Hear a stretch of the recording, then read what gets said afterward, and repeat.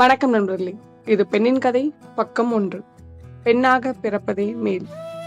நானும் இந்த உலகத்துல கடந்த 24 வருஷமா பெண்ணாதாங்க வாழ்ந்துட்டு வரேன்.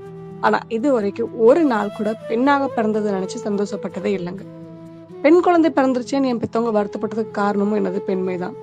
ஒவ்வொருத்தரும் காலையில இருந்து இரவு வரை விளையாடும்போது நான் மட்டும் சாயந்தரம் 4 மணிக்கு அப்புறம் வெளியே போகாம இருந்த காரணமும் எனது பெண்மைதான். ஒவ்வொரு மாசமும் 5 நாள் வயிற்று வலியில கஷ்டப்படுறதுக்கு காரணமும் எனது பெண்மைதான். எல்லாரும் அவங்க மனசுக்கு பிடிச்ச படிப்பை படிக்கும்போது நான் மட்டும் அருகில் இருந்த காலேஜ்ல உள்ள கோர்ஸ் படிச்சதுக்கு காரணமும் எனது பெண்மைதான்.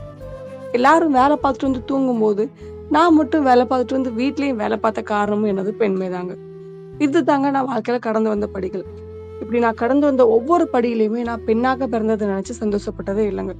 ஒருவேளை நான் வாழ்க்கையில இனிமே கடக்க போற படியில வேணா பெண்ணாக பிறந்ததை நினைத்து சந்தோஷப்படலாம். இப்ப நீங்க சொல்லுங்க. என்னைக்காவது நீங்க பெண்ணாக பிறந்ததை நினைச்சு சந்தோஷப்பட்டிருக்கீங்களா? உண்மையிலே பெண்ணாக பிறப்பது மேல்தானா?